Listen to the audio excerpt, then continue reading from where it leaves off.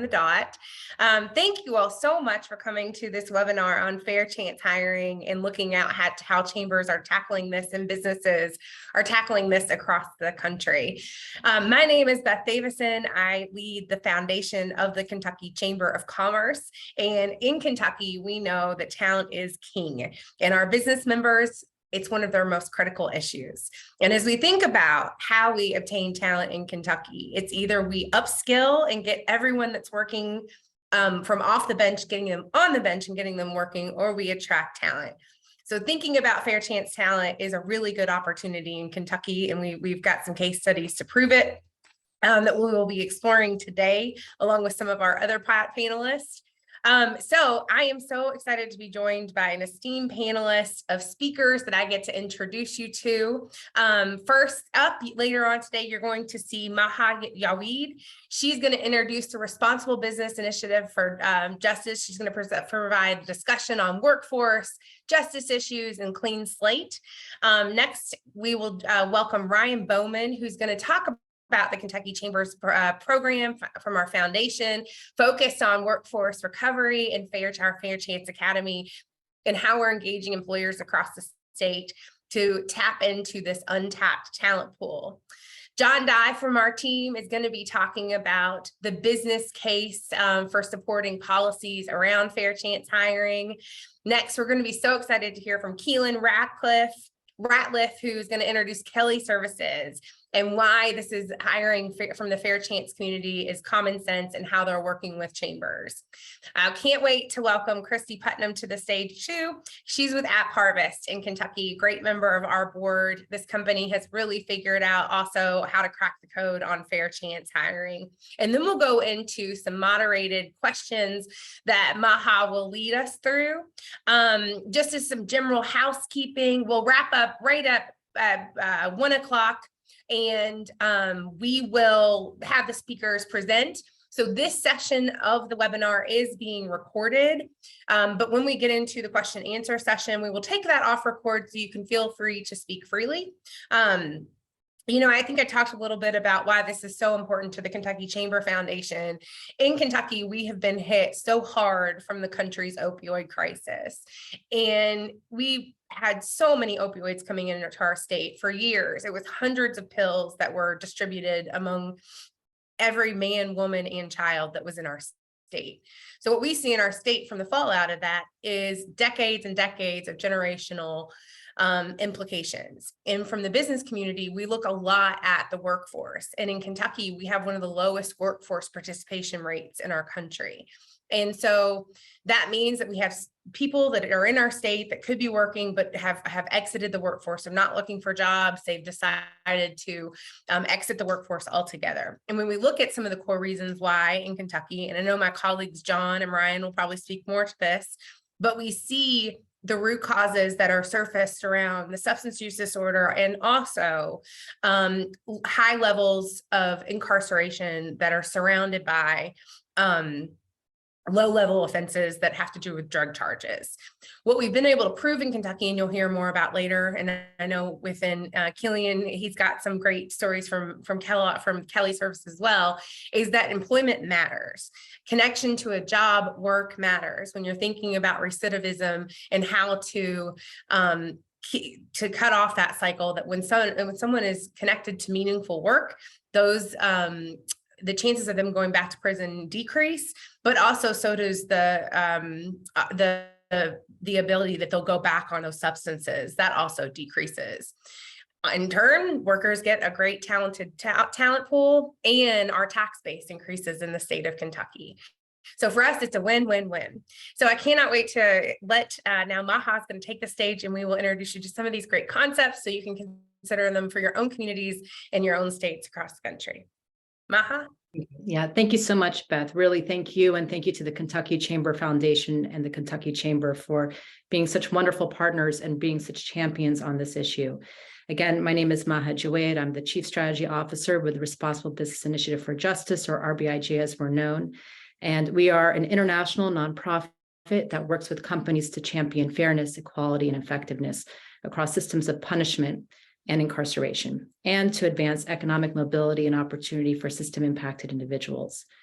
We engage with businesses to use their influences, their resources, their leverage to create meaningful and measurable change, but always in consultation with the communities that they're working in and those reformers leading those efforts on the ground. At RBIJ, we believe that no constituency is more important to lawmakers than the business community, and that, of course, includes employers, investors, and chambers. We know and have seen that all of you can really make the difference when reform efforts are being at the tipping point, and that lawmakers really are urged to do the right thing when they hear from you. And that's why we bring the business community to the table to engage in a whole number of issues around a frame that we call workforce injustice. Those are issues like extreme sentencing, which we know oftentimes will lead to individuals being removed from their communities as well as their families when it might be unfair and unjust.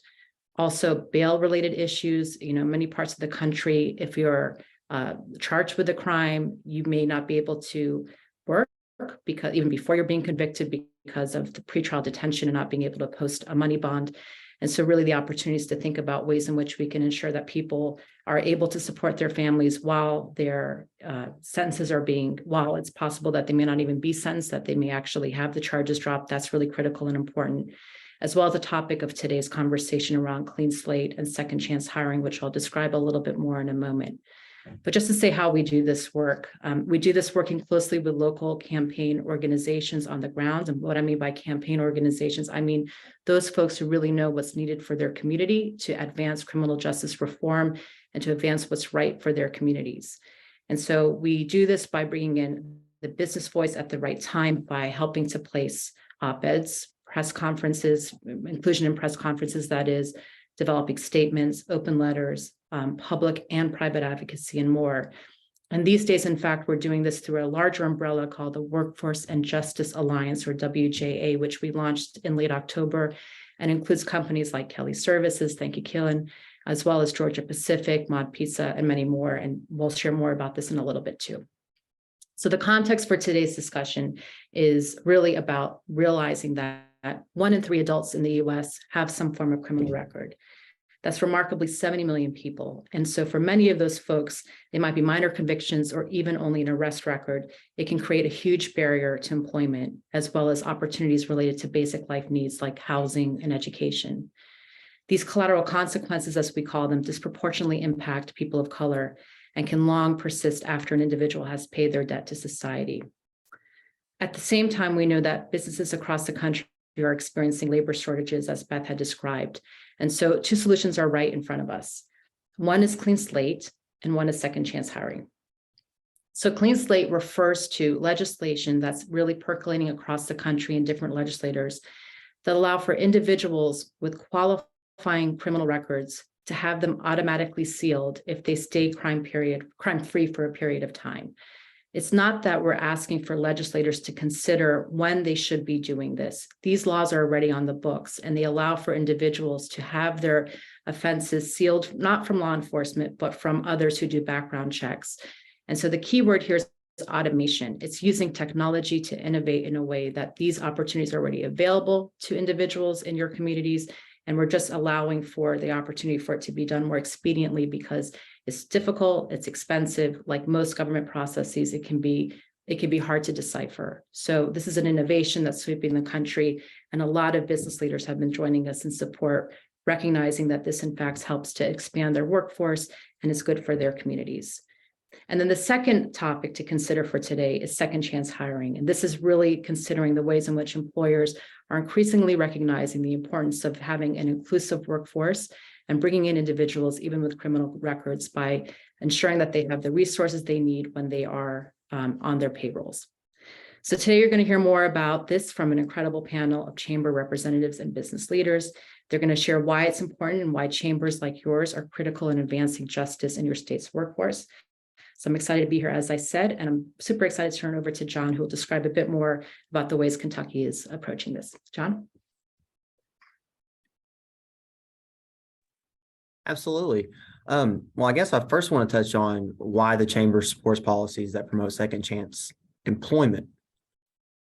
To keep it very simple, employers need people and people need jobs.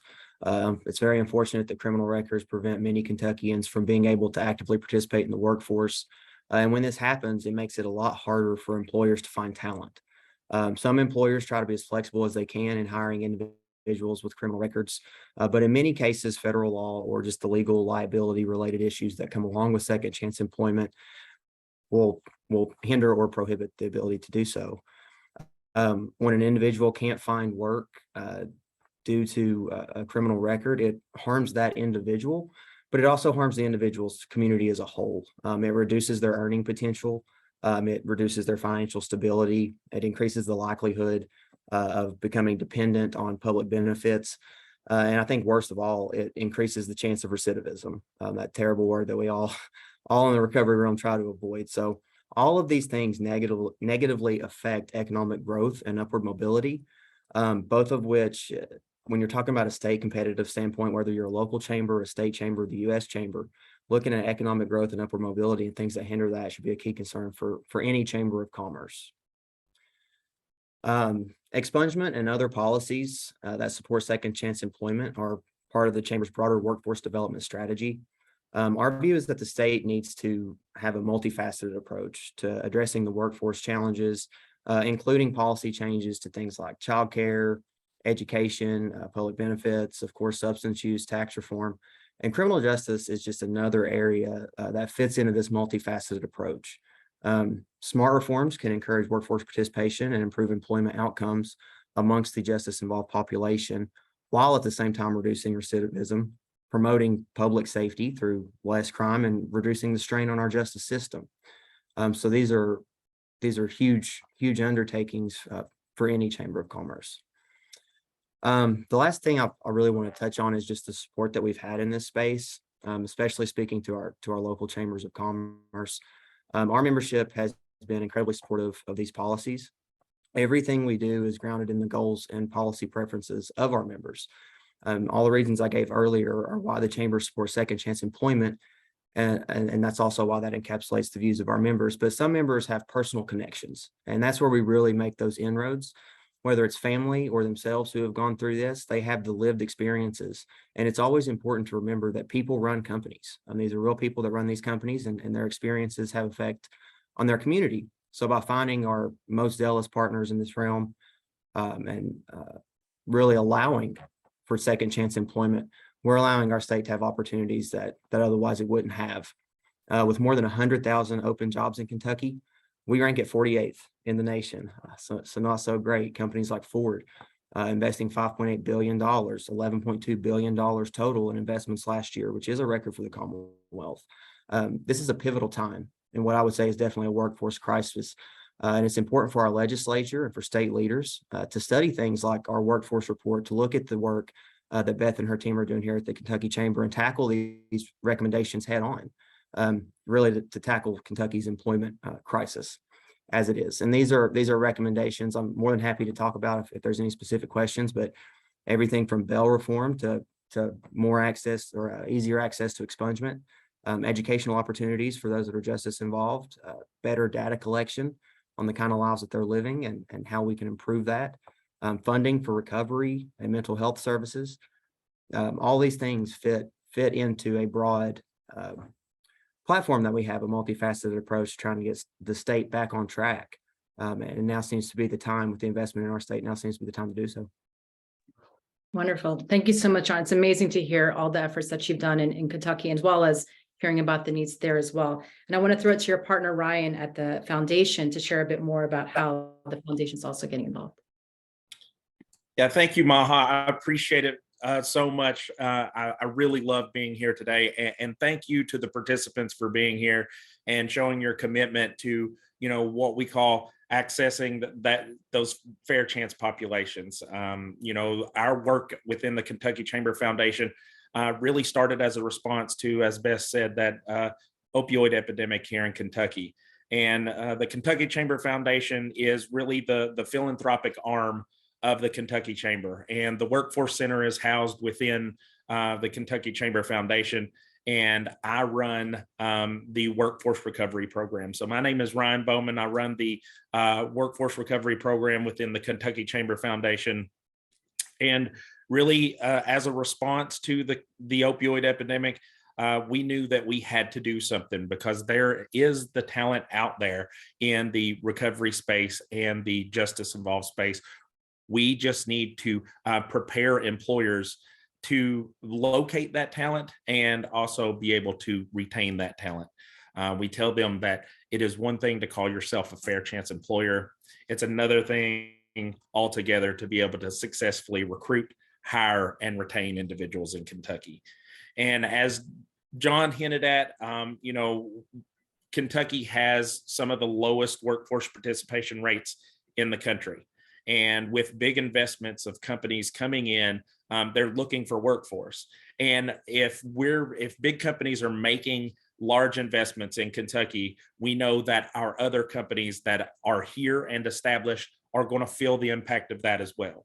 So there's going to be people that are currently working that are going to leave and go to the new investment that's here. So we want our companies that are currently established to be able to find, locate, and hire new talent, but we also want to support growth in moving forward.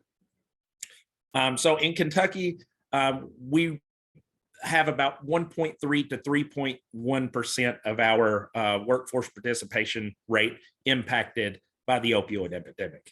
And that is just the opioid epidemic. That is up to 55,000 workers that are not actively within the workforce because they are dealing with some sort of addiction to opioids. That's not even factoring in the justice involvement, which is another 47,000 people that will be released in the state. So the Workforce Recovery Program was really established to address that stigma surrounding hiring those in recovery, but also address some of those issues that are kind of on the back end, that as an employer, you need to be a support system for all of your employees, not just those that you have targeted through targeted recruiting efforts from hiring from recovery facilities or justice facilities. So really the goals of the Workforce Recovery Program is to create that culture within an organization and put the employer on what we call the path to transformational employment. And it starts with that culture. For companies that have been around for a while, they have, a zero tolerance policy, or, to be frank, sometimes they don't acknowledge the problem and say that, we don't have a problem with drug use here. And for us, it's that general reminder of, well, statistically speaking, in Kentucky, 4 out of 10 people have firsthand knowledge of addiction here in the state. So if we can remind them statistically that, there are issues, and that 75% of people that are ages 18 to 64 suffering from addiction are active in the workforce. So there are people out there that are silently suffering, and bringing that organizational culture change within that business allows people to come to their frontline supervisors and say, hey, I know that we're instituting some change within this organization, and we want to find help for our issues. And it's getting people to make that healthy choice to seek treatment, and knowing that their employer is going to support them along the way. Some of the things that we do within the Workforce Recovery Program is really talk about the benefits that people are offered. As a business, you institute an employee assistance program, and you hope that people are utilizing it. But really what we're trying to do is get HR managers and CEOs to be knowledgeable of the workforce that they have, and institute change within their EAPs that are directly going to support their people that they're working with. Last year, we passed some legislation. It was Senate Bill 191, signed into law under KRS 222.215, to protect employers from civil liability if there is an incident that occurs that stems from someone's addiction, but also allow them to hire or freeze a hiring process if someone has a positive screen on a drug screen, and they're able to mediate that recovery journey for that individual, but also keep them employed throughout that process. On our website, the Kentucky Comeback website, we have HR policies and procedures that are literally fillable PDFs for individuals that may have a formal HR team that has some outdated policies and procedures, or for a small business that's able to log on there and have a well-rounded policy surrounding things like zero tolerance policy, attendance, things of that nature. That is literally a fillable PDF. So it's a service that we offer. And I hinted to it a little bit earlier, but part of that organizational culture change is the ability for the frontline supervisors, the HR staff, to really be able to ask their employees if they have an issue and expect an appropriate response and be able to have resources for them moving forward. We hear about it all too often, and I'm guilty of it as well, is that we ask someone how they're doing, but we don't really listen to the response. Part of our job is to remind employers that it's really hard to see the bottom when you're at the top. And for us to ask someone, are you okay? Knowing that the response shouldn't be, I'm fine, and move on throughout the day. Having the ability to find resources within your community that are often free, that you as a company don't have to expel resources in order to get them the assistance that they need, is huge.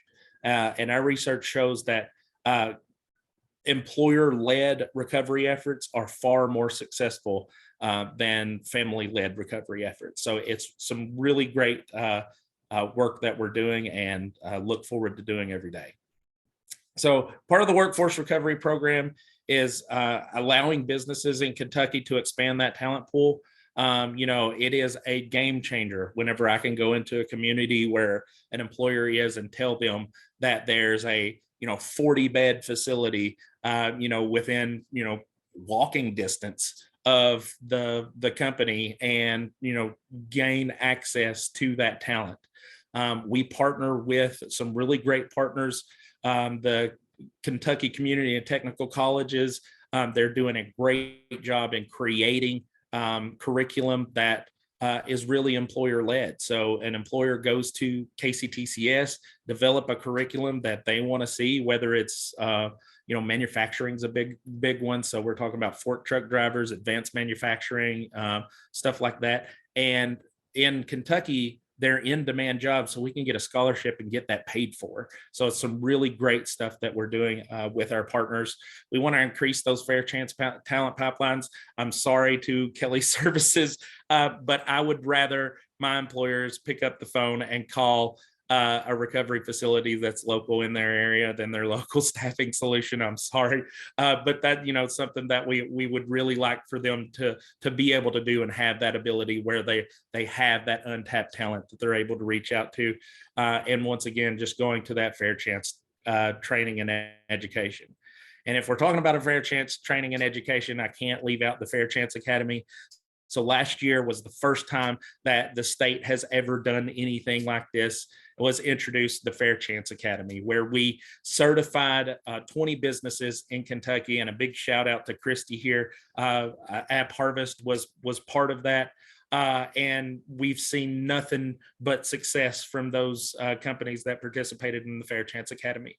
So it was a 3-day on-site full curriculum with authors of books, and we did a reentry simulation there about the addiction crisis in Kentucky. And it is just for employers that want to take that next step in being able to support all of their employees by having a wealth of information and resources available to them to help their employees grow and be successful. Just to name a few, we've had some really great change instituted because of it. We have an employer that has someone that doesn't care to be identified as being in long-term recovery, sitting in on interviews with those that have been targeted, and we've seen some great success there. That's all that I have for me. If there's any questions, I would be happy to answer any questions that you guys may have. I appreciate so much for you guys being here, and it's great to see the commitment that you guys have. Thank you so much. Thank you, Ryan. Really just so impressive to hear from both you and John and Beth, the ways in which the chamber is really leading on these issues for your community. And we're going to just change tack a little and talk to some business leaders themselves. But before I do that, I just wanted to remind folks in the audience, we will have time for some Q&A. So please feel free. You have either the Q&A function or the chat function, whatever works best for you. We're looking forward to hearing from you as well and pulling you into this conversation. So now hearing from business leaders. So Keelan, if you could come online. We'd love to hear about Kelly Services. And we know you're such a great partner to RBIJ, the ways in which you've been supporting second chance hiring. Yeah, thank you. And first, let me start off by saying I definitely appreciate this platform and it's platforms like this that help spread the awareness, and at Kelly Services, we're so appreciative of that.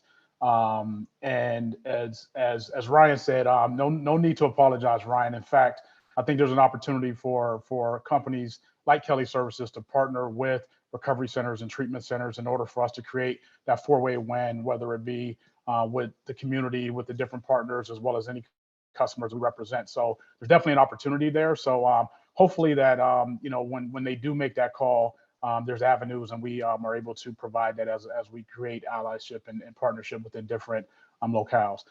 As mentioned, my name is Keelan Ratliff. I am with Kelly Services. For the next 25 days or so, I will remain in my current role, which is Vice President of Operations.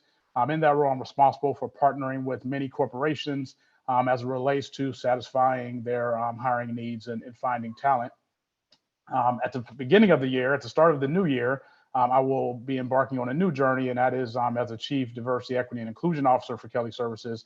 So I'm very excited about that, and I'm most fortunate and blessed because now initiatives like this and second chance hiring will be at the forefront of my responsibility. So I'm very willing and looking forward to that mission.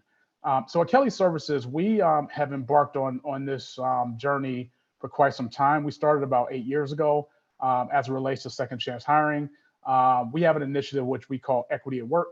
And Equity at Work is all about removing barriers so that talent can find avenues in order to be employed. And barriers can exist in many different forms and fashion. We issued a survey to a couple thousand customers to really evaluate the different type of barriers that we see more prevalent with different organizations. And the one that stuck out the most was criminal background screening. So about a little bit over 96% of every corporation that we surveyed, and again, a couple thousand, had a provision in place to where they asked or required some type of a criminal background screen.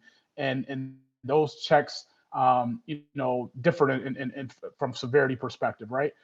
One common denominator that we noticed as we were, researching into this is that as we start to look into different policies of those background screens, there was no one-size-fit-all definition. So from a theory perspective, many of the policies were outdated or written, many years prior. And as we start to have conversation with many of our customers, one thing that came out was that, the genesis of the creation of a lot of those policies was unknown. So we started to ask the question, well, why is this the policy? Why was it written this way? What is the intention? And we got a varied array of answers. So that helped us understand that, hey, we have a problem here, right? Because there are many different avenues for talent to find employment. And when there is some type of a blemish on your background, it may disqualify you without ever getting the opportunity to explain or go through an investigation or have a chance to, challenge a policy. So, at Kelly, as we represent talent and our aim is to put talent to work in ways that enrich their lives, we felt like we had an obligation to the community to, spark out in some of those missions and really challenge that status quo for a lot of companies and corporations in order for everyone involved to really understand their policies and their practices and how they were legally discriminating against some very talented people out in the workforce. So a good proof of concept that we launched about 7 years ago in the Kentucky region, we partnered with Toyota in the Georgetown, Kentucky area. And, it was a unique situation because a lot of the common denominators that you would see employers have as it relates to acquiring talent, right?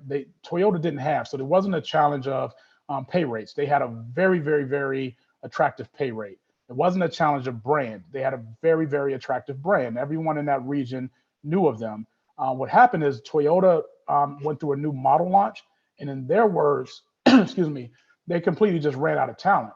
So when we started to partner with them to start to look at for talent, one of the things we discovered is that, hey, there's a hidden population of talent that we're excluding. And that is the population of talent that we talk about that has a criminal background. And so as we start to look through that, Toyota had a very, very strict policy around how they procured talent and what they would accept for talent within their four walls of doing business. And so we went through a lot of red tape around, adjudicating to different terms, conditions around a person's background, what they would be willing to accept. And then even internally on the Kelly side, we also have some policies and some gaps that we had to overcome. And so once we were able to come together, somewhat iron out our process of partnership, we launched a pilot in Georgetown to say, okay, let's look at this for about 90 days, right? Because this from a community perspective is risky. And that was what Toyota felt at the time was their stance, is that this is something they hadn't embarked on before. It was new. What should we protect against as we're allowing people with criminal backgrounds come into the building? And after about 90 days, it was astonishing some of the results we've seen. We've seen increased pipeline. So a lot more people were applying. So that just meant that, hey, it was true from a hypothesis perspective that we did, tap into some undiscovered talent, right? And then so we saw that the pipeline increased. After about another 90 days, we started to do some more analysis and we realized that, hey, not only is our pipeline increased, our turnover has gone down. And we're starting to see, some of the, different challenges we had with different lines and staffing those lines. We no longer had those challenges. So we were filling the positions, we were putting people to work. And then the questions came up that, okay, turnover's gone down, the pipeline's increased, is this sustainable? So we went back after a year and did an analysis to say, okay, what did we discover? Some very astonishing stats. So our overall pipeline increased 20% over what it was traditionally on average. We also seen a 70% reduction in turnover, which meant a lot of cost avoidance and cost savings when you think about training, for Toyota directly. As well as from a talent perspective, the community caught on. There was a lot of community outreach to a lot of different organizations and allies in order to really display the fact that, Toyota was hiring and giving people a second chance opportunity. And so people were very loyal. People spread the word, and it just went like gangbusters with regards to the positive momentum that we've seen in that. And then one astonishing stat that we were able to discover that wasn't our original intention, but was a great nice to have, is that our diversity numbers went up 8%. So throughout all of that, Toyota ended up rolling out the policy company-wide, and to this day, they still deploy that philosophy, and we're very, very proud of that in our partnership. And today at Kelly Services, we have launched this program to hundreds of corporations out there where we've removed barriers and provided second chance opportunity for different communities throughout the U.S. as well as the globe. Thank you. Thank you, Keelan. And first, congratulations on the new role in the new year. But really, thank you so much for sharing that anecdote and that not just anecdote. What I wanted to stress upon was the data that you've collected. That's so critical for us to be able to share these lessons that you've learned with other businesses and other companies. So thank you for that. And so we'll hear from another business leader, Christy from App Harvest, who will share more about Second Chance and how it works with her company, as well as the work she's done with the Kentucky Chamber. Thank you. Thanks, Christy. Yes, thank you, Keelan, for sharing that from the Toyota and Kelly perspective, and thank you for the opportunity to talk a little bit about App Harvest. And folks on the webinar, I would like to share a little bit about App Harvest and my background, because it is relevant to fair chance employment and what we've tried to do here at App Harvest. For those of you who are not familiar, App Harvest is a large-scale controlled environment agriculture company, which basically means we grow indoors using technology, recycled rainwater, and sunshine with some supplemental light, but for the most part, sunshine, to grow fruits and vegetables inside at scale. So currently we have one location that started things in Moorhead, Kentucky, 60 acres of tomatoes. We've since opened, and that opened in October of 2020. We've since opened 2 new farms, and we are working to complete our 4th final farm for the time being by the end of 2023. So we also have 15 acres of leafy greens in Berea, 30 acres of strawberries in Somerset, and soon to be 60 acres of tomatoes and possibly other crops in Richmond. So that's a little bit about App Harvest. And my background, I worked in health and human services and did a great deal of work in Kentucky's workforce development and coordination between cabinets. And one of our big initiatives when I was at the state is workforce development and second chance, fair chance employment. I am unfortunately, very familiar with the workforce participation rate statistics that both John and Ryan mentioned, and Beth as well. And that is something that just really bothered me when I was in the state role. And I had the chance to come work for App Harvest and really wanted to bring to App Harvest that there was already a very willing group working on developing workforce.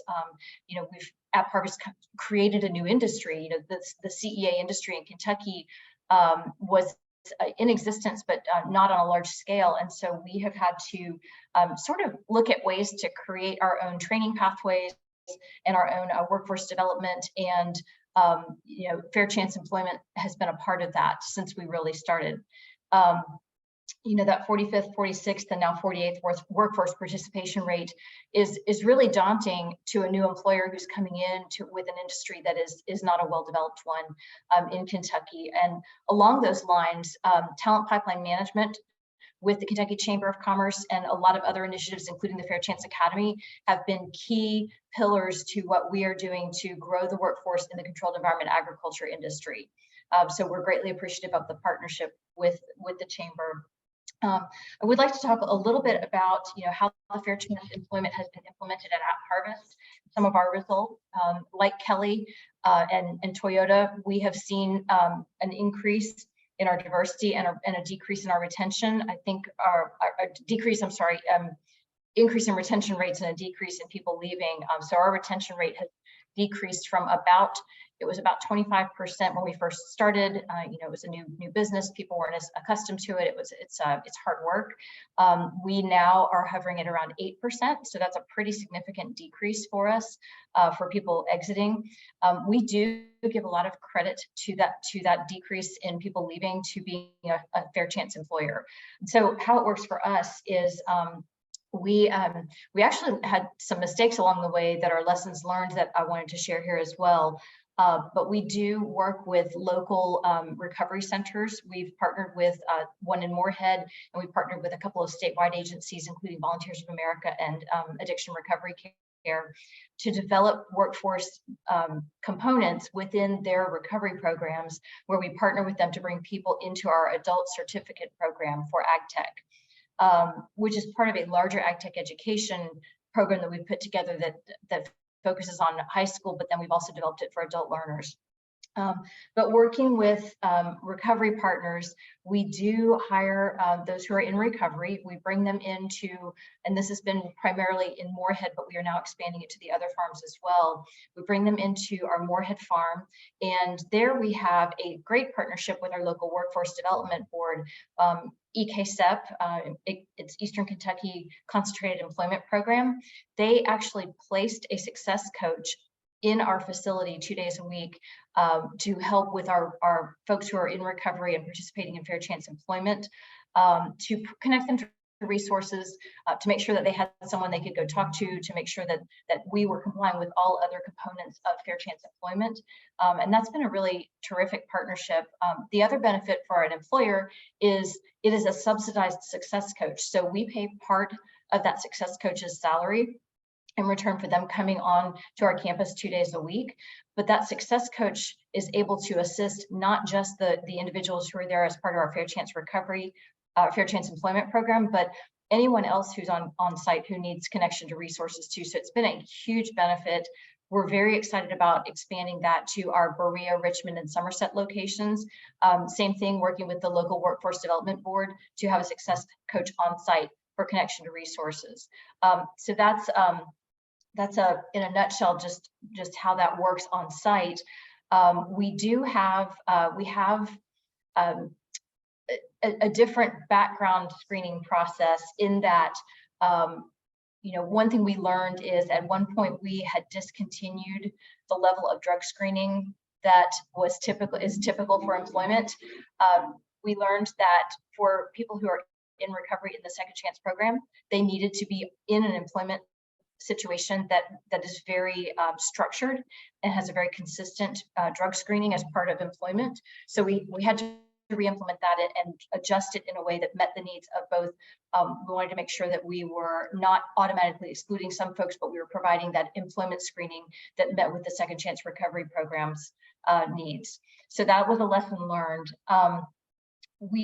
Some of the other things that we have done, we've prioritized local labor as an employer, and we have partnered with the Kentucky Chamber to send 2 of our recruiters to the Fair Chance Academy, the inaugural Fair Chance Academy. But really, it's been the success in the recovery community and then the Fair Chance employment has really relied upon our ability to partner with those local recovery partners, like I mentioned, the VOAs and the ARCs, in addition to the TPM participation, and just has allowed us to engage a number of individuals and partners to help us with this program and growing the workforce. Couple of numbers before I wrap up. Just wanted to point out we have a workforce at our Moorhead farm of about 350 individuals.